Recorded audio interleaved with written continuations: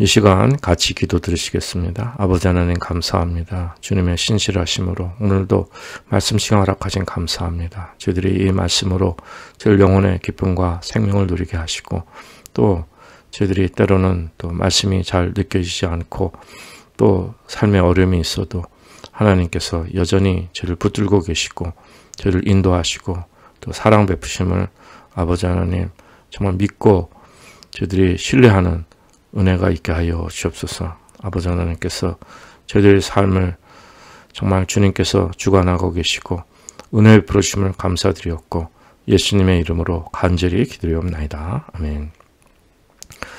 예, 오늘은 에베소 6장 10절에서 13절 말씀 이제 17번째 시간으로 구원의 확신에 대한 공격들에 대해 살펴보겠습니다.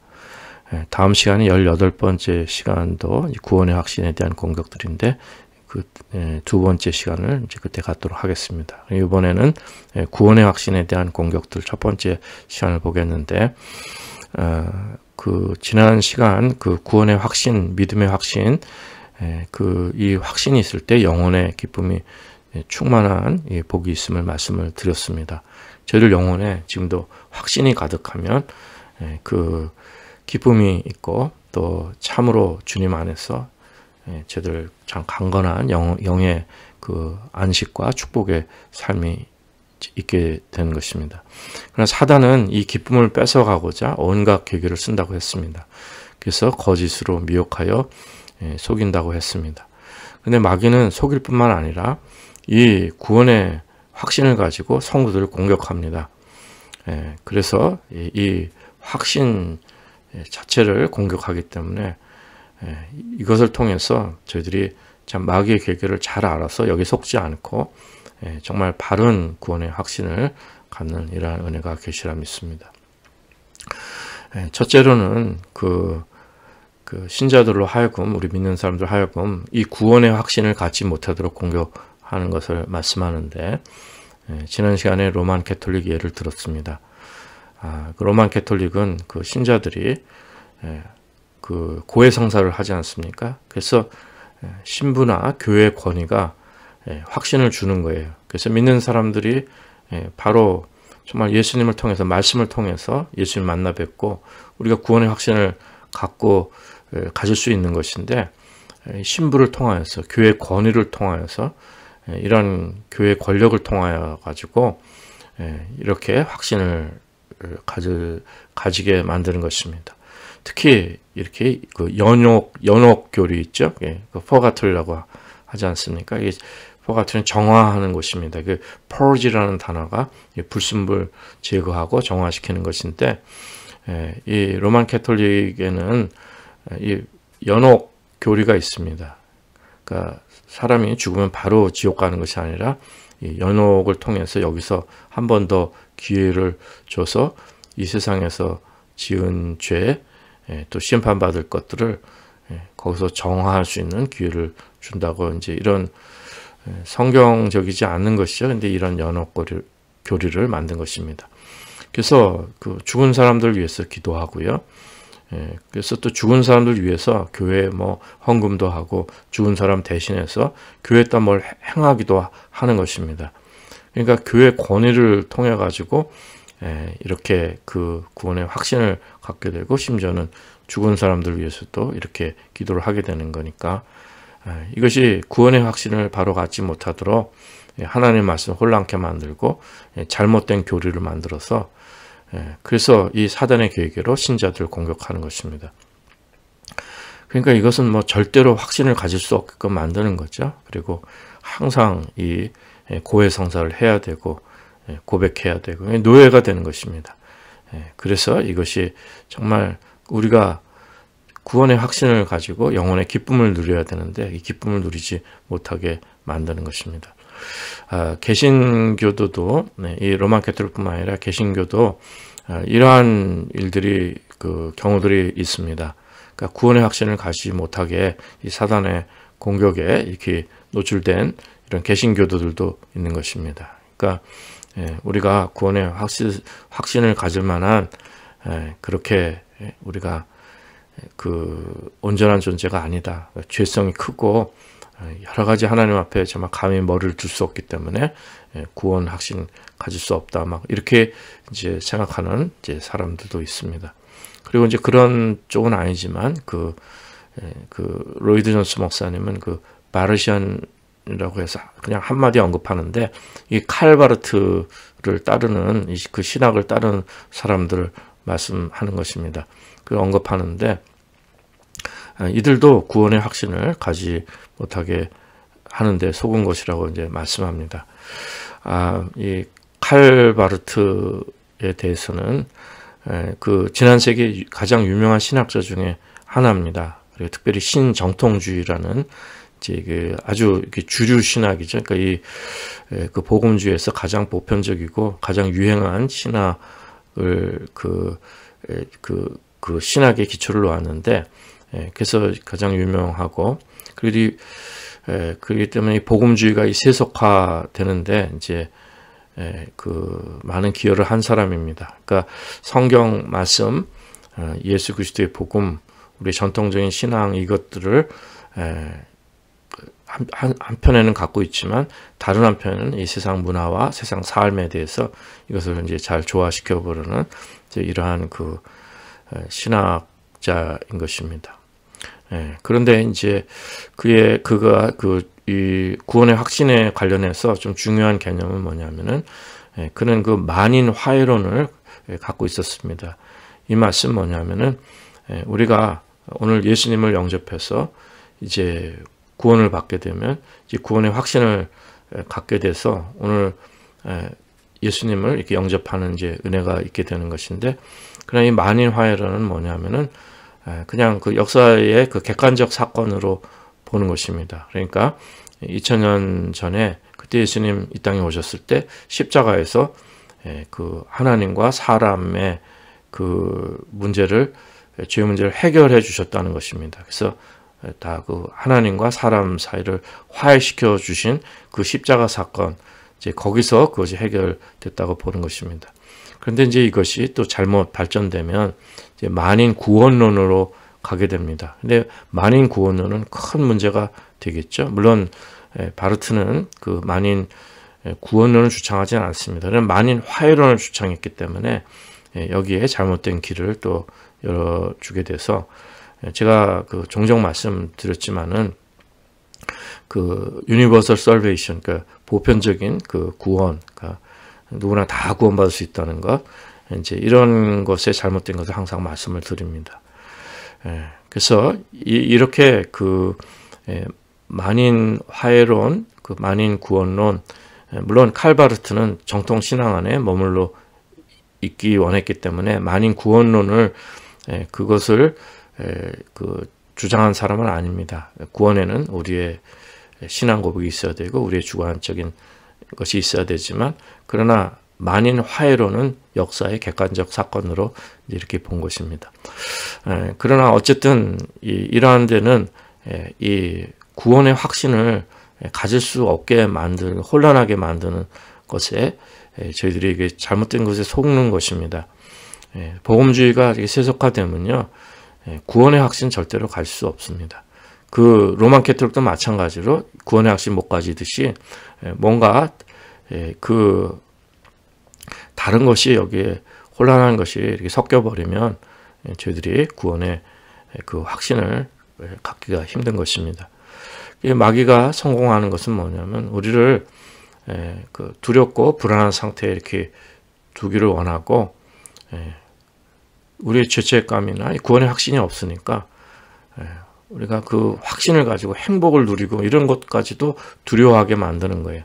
그러니까 불분명하게 만드는 것입니다. 그러니까 어떻게 보면 참 비참한 그 일이 되는 것입니다. 그래서 복음주의라도, 복음적인 교회라도 세속화가 되거나 이 세상 중심의 종교가 되어버리면요, 정말 말씀과 성령님의 이 구별된 생명 역사가 없으면은 이렇게 그 우리가 주님을 믿어도 그리스도인 되었어도 두렵고 불안한 상태, 또 이 구원의 확신을 주지 못하도록 이렇게 공격하는 것입니다.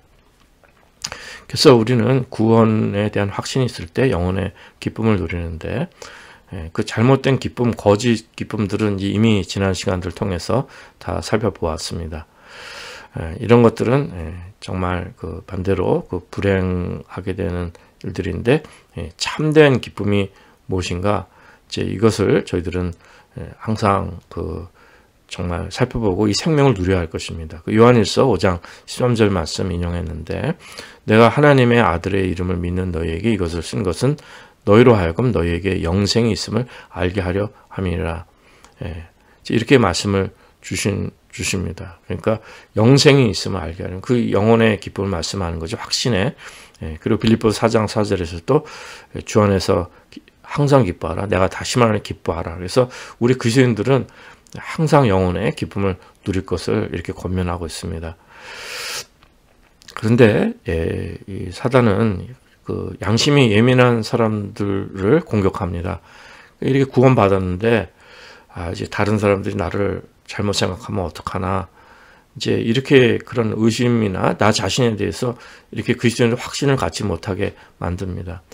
심지어는 가족 간에도 그러죠. 가족 간에도 이렇게 믿는 사람이 있고 안 믿는 사람이 있으면, 뭐 부모나 자녀나 부부나 삶 속에서도 당신 예수 믿는다면서 왜 그렇게 행동하고 왜 그렇게 사냐고 그 아픈 데를 찌르기도 하고 우리의 연약한 모습들을 이렇게 공격하기도 합니다.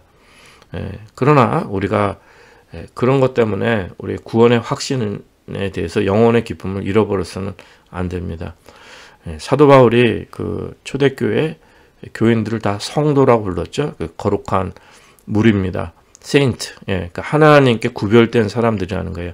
그들이 온전하고 완벽한 사람들이 아닙니다. 고린도 교회 보세요. 얼마나 큰 죄들을 지었습니까? 그래도 성도라고 불러주는 것입니다. 이것은 하나님께 구별된 사람들이라는 것입니다. 그래서 저희들이 구원의 확신을 가질 수 있는, 정말 고린도 교회가 그렇게 큰 죄를 지었어도 저희들이 구원의 확신을 가질 수 있는 오직 믿음으로 이렇게 그 주신 은혜를 누릴 것을 이제 말씀하는 것입니다. 근데 사단은 이에 혼란을 줘서 저희들이 정말 이 구원의 확신에 대한 기쁨을 누리지 못하게 이제 우리를 공격하는 것입니다. 두 번째로는 이번에는 아주 반대입니다. 이번에는 이제 구원의 확신이 있어야만 그리스도인이다. 이제 이렇게 또 양극단에 반대로 이렇게 또 속이는 것입니다. 한편은 구원의 확신을 자꾸 해방해서 구원의 확신을 공격해서 구원의 확신이 없도록 만든 공격이 있다면, 이제는 완전히 반대로 구원의 확신이 있어야만 그리스도인이다. 이 확신이 없으면 그리스도인이 전혀 아니다. 막 이런 식으로 또 속이고 이렇게 공격을 하기도 합니다. 마틴 루터가 로만 캐톨릭 신부였었죠.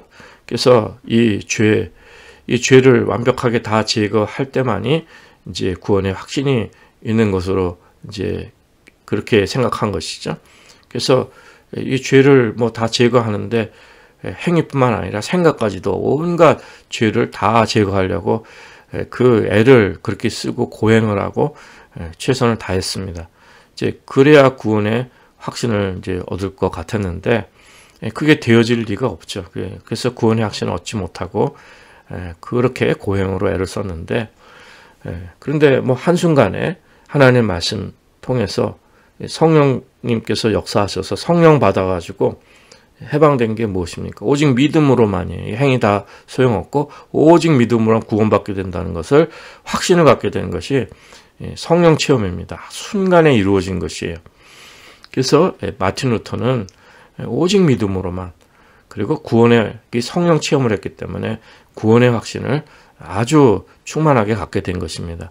그러나 이것을 또 본받는다고 해서 이 원리를 이제 그 사람들이 이제 후에 극단적으로 이걸 또 적용을 해서 잘못된 대로 나가는 경우로 이제 말씀하는 것입니다. 그러니까 지나치게 구원의 확신만을 강조하는 거예요. 이걸 아주 결정적으로요. 그 마틴 루터는 성령 체험 속에서 이렇게 순간에 이루어진 것은 맞는데 이렇게 이루어졌지만은, 그러나 이것을 그냥 구원의 확신만을 완전히 이것을 강조하고 구원의 확신이 없으면 전혀 그리스도인이 아니라는 이러한 극단적인 대로 잘못 적용한 것을 말씀하는 것입니다.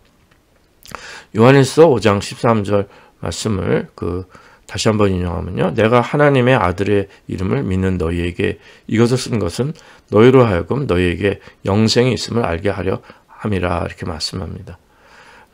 그러니까 이 말씀은 뭡니까? 하나님의 아들의 이름을 믿는 너희에게 이것을 쓴 것은, 그러니까 이미 믿는 신자들이죠. 쓴 것은 너희로 하여금 너희에게 영생이 있음을 알게 하려 함이라. 이제 이렇게 그 말씀을 주신 거예요. 그러니까 믿는 너희에게 아직 확신이 없는 거예요. 믿는 너희에게 아직 확신이 없는데, 그러나 영생이 있음을 알게 되면 확신을 갖게 된다는 그 말씀인 거죠. 그러니까 그 예수를 믿는 사람들이 아직 확신이 없을 수도 있다는 말씀입니다. 특별히 히브리서도 마찬가지입니다. 믿지만 이제는 확신을 가져라. 확신을 가진 대로 나아가라. 이제 이러한 것이 그 전체적인 주제고, 우리가 그러한 믿음의 확신을 갖고 영적인 그 축복을 누리도록 이렇게 권면하는 것입니다. 로마서 5장 1절 보면요. 그러므로 우리가 믿음으로 의롭다 하심을 얻은즉 우리 주 예수 그리스도로 말미암아 하나님으로 더불어 화평을 누리자. 이렇게 말씀합니다. 그런데 여기서 이제 믿음으로 의롭다 하심을 얻은 거예요. 우리가 믿는 사람이 된 거예요. 그렇기 때문에 우리 주 예수 그리스도로 말미암아 하나님으로 더불어 화평을 누리자. 이렇게 이제 한글 개혁에는 번역이 됐는데, 이걸 이제 두 가지로 해석할 수가 있습니다. 그러니까 한 뜻은 뭐냐면 화평을 누린다. 그러니까 we have peace with God. 하나님과 화평을 누린다는 해석이 있고, 이 개혁 성경처럼, 한글 개혁처럼 하나님으로 더불어 화평을 누리자. 그러니까 let us have peace with God. 그러니까 우리가 그렇게 하자, 그렇게 나아가자. 이런 두 가지 해석이 되어줄 수 있는 것입니다. 그러니까 무엇이냐면은 믿음으로 의롭다함을 얻었으니까 이제는 하나님과 화평을 누리는 대로 나아가자. 이건 뭐냐면 믿음의 확신을 갖고 구원의 확신을 가는 대로 나아가자. 이 말씀인 것입니다. 그렇기 때문에 구원의 확신이나 구원에 대한 특별한 지식이 없이도 그리스도인이 될 수가 있습니다. 믿는 자가 될 수 있는 것입니다. 구원의 확신이 있어야 그것이 뭐 바로 그 크리스천이 그 조건이 되는 것이 아닙니다. 이것이 없이도 먼저 믿을 수가 있는 것입니다. 그렇지만 내가 그리스도인인지 어떻게 압니까? 구원의 확신이 아직 없더라도 내가 그리스도인인지 어떻게 알겠습니까? 그는 내가 죄인인 것을 고백하고, 그리고 나의 행위에 의지하지 않고 주 예수 그리스도, 주님이신 예수 그리스도를 바라보며 그분이 그 온전한 사역이 나를 위해 모든 걸 다 대신해서 행하신 것, 이것을 우리가 믿는 것입니다. 그리고 그분의 삶과 십자가 죽음, 그리고 부활, 승천, 이것을 믿는다면 이건 그리스도인입니다. 그리고 나 자신을 의지하지 않고, 우리 육신의 이것을 여기에 컨피던스를 두지 않고 이걸 자랑하거나 이걸 의지하지 않고 정말 주님께만 소망을 두고 주님만을 신뢰하고 그분만을 의지한다면 그리스도인입니다. 그런데 이제 필요한 것이 무엇입니까? 이제 진리에 대해 영의 눈이 뜨이게 되는 이 가르침, 말씀을 받음으로 인해서 이제 구원의 확신으로 나아가는 이러한 과제가 있음을 말씀하는 것입니다. 그러니까 이미 말씀드린 이러한 그리스도인이라는 것은 이러한 믿음이 있으면 되는 것입니다. 그리스도인이죠. 그러나 믿음에서 머무는 것이 아니라 확신으로 나아가야 되는 것입니다. Let us have, 우리가 같이 이런 걸 누리자, 이런 대로 나아가자, 이런 것을 말씀하는 것입니다. 그래서 믿음은 사실은 기쁨이나 즐거움이나 확신이 없더라도 이것을 믿으면 이건 그리스도인입니다. 그러나 우리는 반드시 이 기쁨, 즐거움의 확신으로 나가야 된다는 것을 말씀하는 것입니다. 그렇기 때문에 우리가 이것이 정말 영혼의 기쁨을 누리는 대로 이 나아가는 이러한 저희 삶이 필요하고 그냥 믿음에서만 머무르는 기쁨, 즐거움, 확신이 없는 이러한 상태에서 머물러서는 안 된다는 것입니다. 그러나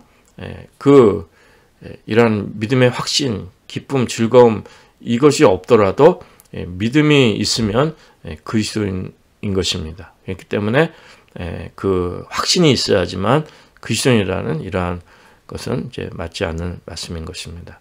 여기에 우리가 속지 말아야 할 것입니다. 또 다른 이제 공격은 무엇이냐면은 자꾸 사단은 우리 과거를 돌아보게 합니다. 내가 과거에 이런 죄 이렇게 살았는데 그 무슨 구원의 확신이 있겠는가? 평생을 삶을 다 낭비하고 그 전체를 다 뭐 그렇게 엉망으로 살았는데 지금 이제 믿었다고 이게 너무 늦었다. 그래서 과거를 자꾸 돌아보고 과거에 집착하게 만듭니다.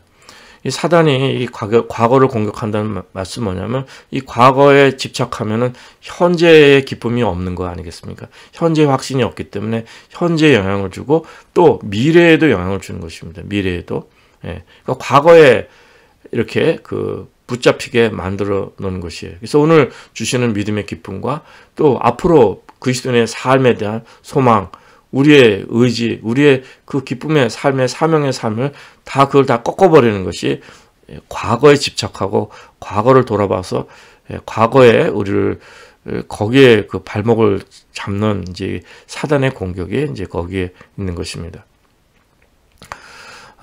그 77세 노인이 이제 회심해서 예수를 믿게 되었다고 합니다. 그래서 예수를 믿고 정말 주님 안에서 이제 예수님을 영접하고 했으니 이 처음 성찬을 받는데 얼마나 기뻤겠습니까? 그래서 얼굴이 천사처럼 행복하고 그렇게 기쁘게 그 주님을 이제 거듭나서 정말 예수님을 믿어서 이제 이런 그 새 생명의 삶이 시작이 됐습니다. 77세의 노인이 성도들도 축하해주고 이제 막 기뻐해주고 해서 이제 집으로 돌아갔는데 이제 집에 가서 잠자리에 누웠는데 그 기쁨을 가지고 누웠는데 갑자기 30여 년 전의 일이 생각이 나는 것입니다. 그게 막 떠오르는데 뭐냐면은 그 술집에서 종교에 대해 토론하다가 예수님을 여러 번 욕했다는 거예요. 그러니까 예수님 막 저주하고 막 맹세하면서 저주하고 여러 번 반복해서 그러한 일들이 생각이 난 것입니다. 그냥 갑자기 그 생각이 나니까 비참해지는 거예요.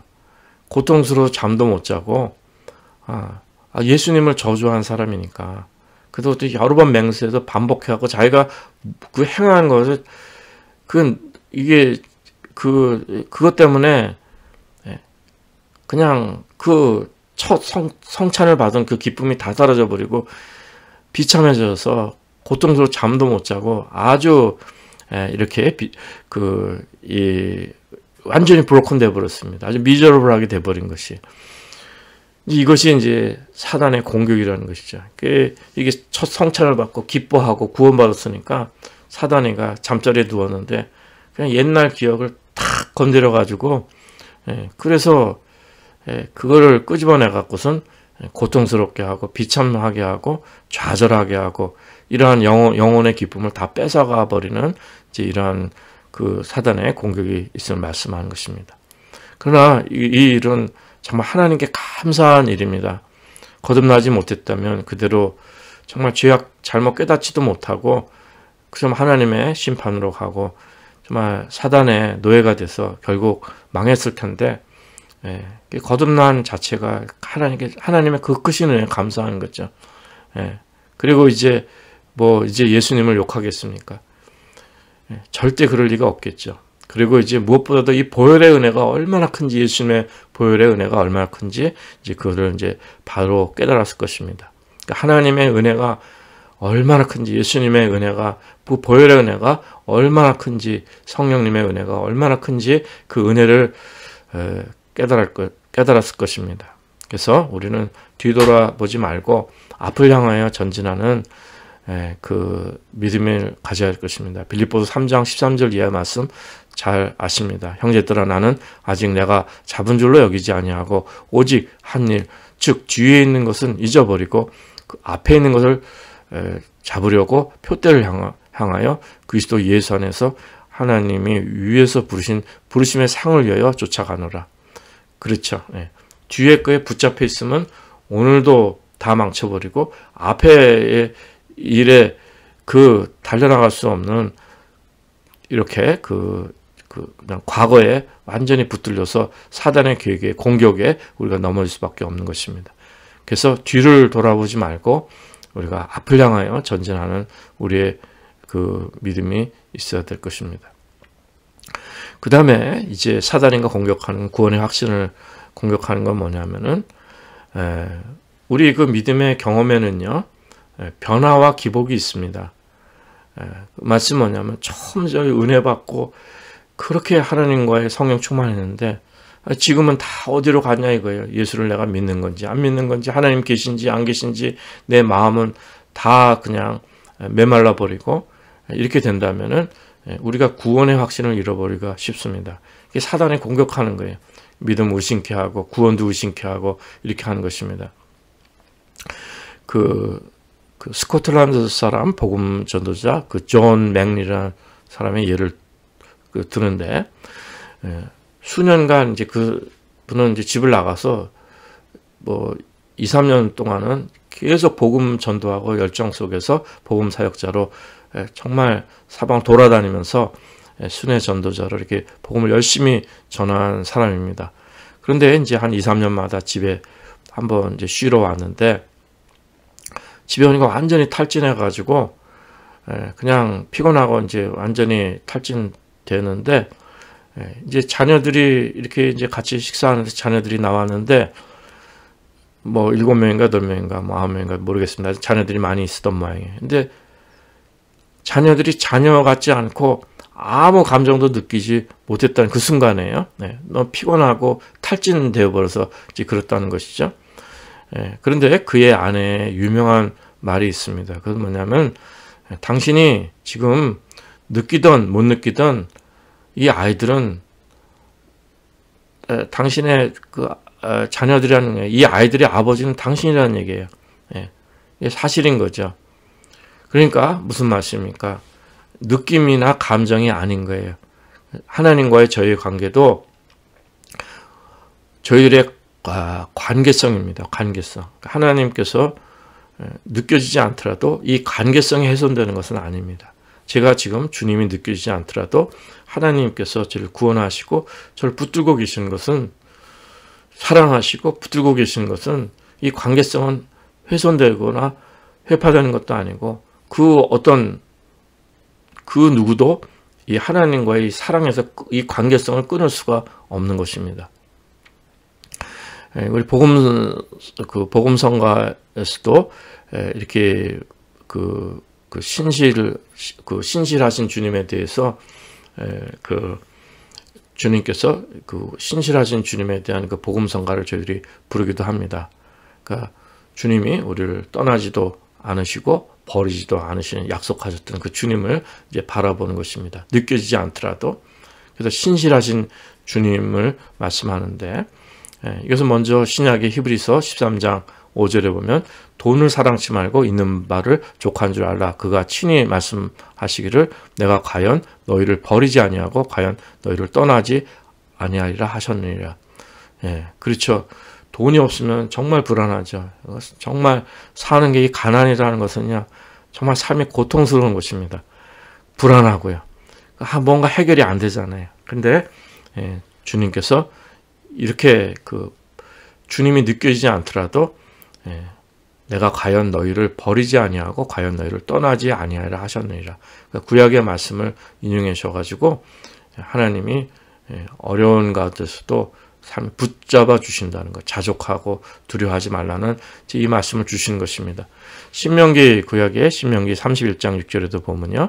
몇 군데를 좀 더 찾아봤습니다. 제가 너는 마음을 강하게 하고 담대하라. 그들을 두려워 말라. 그들 앞에서 떨지 말라. 이는 내 하나님 여호와 그가 너와 함께 행하실 것이니라. 반드시 너를 떠나지 아니하시며 버리지 아니하시리라 이렇게 말씀하고, 또 여호수아에게도 여호수아 1장 5절에 보면 너의 평생에 너를 능히 당할 자가 없으리니 내가 모세와 함께 있던 것 같이 너와 함께 있을 것임이라. 내가 너를 떠나지 아니하며 버리지 아니하리라 이렇게 말씀합니다. 역대상에도 28장 20절에 보면 또 그 아들 솔로몬에게 이르되 너는 강하고 담대하게 일을 행하고 두려워 말며 놀라지 말라. 내가 여호와의 전 역사의 모든 일을 마칠 동안에 여호와 하나님 나의 하나님이 너와 함께 하사 내게서 떠나지 아니하시고 너를 버리지 아니하시리라. 하나님께서 저희들을 떠나지 않고 버리지 아니하신다는 것입니다. 그래서 우리가 그냥 느끼지 않더라도 하나님께서 저희들을 붙잡고 계신 것을, 그것을 이제 정말 깨닫는, 그래서 우리 마음이 안심할 수 있는, 느끼지 않더라도 안심할 수 있는 말씀으로 이 말씀을 믿고 안심할 수 있는 은혜가 계시라 믿습니다. 우리가 정말 믿음으로 이렇게 구원받은 거죠. 그러나 뭐 아무렇게나 죄짓고 아무렇게나 뭐 살라고 하는 것 아닙니다. 우리가 하나님을 경외하는 마음이 있습니다. 이 구원의 확신 속에서 하나님을 경외하는 마음을 저희들이 가질 수 있게 되고, 또 때로는 안 계신 것 같고 느끼지 않더라도 말씀을 믿고 하나님께서 여전히 저를 정말 버리지도 않으시고 떠나지도 않으시고 우리를 붙들고 계시고 우리의 사랑을 베풀고 계신다는 것을 말씀을 통해 확신을, 이것을 버리지 않는 이러한 은혜가 계시기 바랍니다. 믿음은 감정이 아닙니다. 느낌이 아닙니다. 이것은 하나님께서 우리와 함께 하시는 관계성입니다. 이것을 우리는 항상 이 변치 않은 관계성을 잊지 않고 여기에 대한 확신을 가지는 것이 필요한 것입니다. 이 구원의 확신은요, 하루아침에 다 이루어지는 것이 아니라 갑자기 우리가 막 천사가 되고 완전히 끝나는 것이 아닙니다. 이단들은요, 이 확신, 기쁨, 이단 사이비는 이거를 뭐 항상 막 24시간 그냥 뭐 이걸 다 해결된 것 마냥, 갑자기 천사가 된 것 마냥 이렇게 잘못된 대로 우리를 미혹한다고 말씀을 드렸습니다. 이건 사단의 공격입니다. 그렇지만 우리가 이렇게 구원의 확신에는 과정이 필요한 것입니다. 과정이 필요하고 때로는 안 계신 것 같고 느끼지 않더라도 그 믿음을 들여서 이 구원의 확신 속으로, 그래서 영혼의 기쁨으로 나아가는 이런 과정과 성숙함의 과정이 필요한 것입니다. 우리 육신에도 맥박이 뛰잖아요. 심장이 뜁니다. 그러면 24시간 그걸 재는 사람은 없죠. 때로는 빨리 뛰기도 하고 늦게 뛰기도 하는데 정상 범위 내에서 이렇게 뛰게 되는 것입니다. 그러나 병이 난다는 것은 균형을 잃는 것을 말씀하는 거죠. 그러니까 너무 빨리 뛰어도 이것이 병이 나는 것이고 이것이 건강한 것이 아니고 너무 늦게 뛰어도 이것이 건강한 것이 아닙니다. 그러니까 지나치게 극단적인 것은 이건 옳지 않은 것입니다. 그러니까 너무 그냥 믿음을 그냥 예민하게 그냥 하이퍼가 돼갖고 그런 것도 잘못된 것이고, 또 반대로 막 가볍게 장난치듯 지난 시간에 말씀드렸지만 이런 것들도 잘못된 것입니다. 그러니까 가볍게 장난치듯 이렇게 피상적인 믿음을 가져도 안 되는 것이고, 반대로 또 병들기 쉽게 너무 예민한 너무 그런 것도 이것도 양극단은 잘못된 것입니다. 이게 밸런스가 필요한 것이에요. 그러니까 나 자신을 전혀 돌아보지 않은 것도 잘못이고요. 그러나 나 자신만을 너무 예민하게 나 자신만을 그것만을 살피면은요 함몰됩니다. 이게 내 안에 뭐 선한 것이 있겠습니까? 그러니까 저희들은 예수님을 바라보고 믿음으로만 의롭게 됨을 내 것이 아닌 나의 아내 것으로는 확신을 가질 수가 없습니다. 나의 자신을 돌아보되 나의 아내 것으로는 확신을 가질 수 없기 때문에 예수님을 바라보고 믿음으로만 의롭게 되는 것을, 그래서 확신을 갖는 이러한 은혜가 있으시기 바랍니다. 저희들이 그러기 때문에 오직 하나님의 전신 갑주를 입고 그분 안에서 우리가 자라나가며 이렇게 구원의 확신을 가지고 영혼의 기쁨을 충만히 누리는 대로 나아갈 것입니다. 그래서 마귀의 계계를 물리치고 이 공격을 물리치고 말할 수 없는 기쁨과 영광 충만함으로 즐거워하시는 또 성도의 삶이 되시기를 기도드립니다.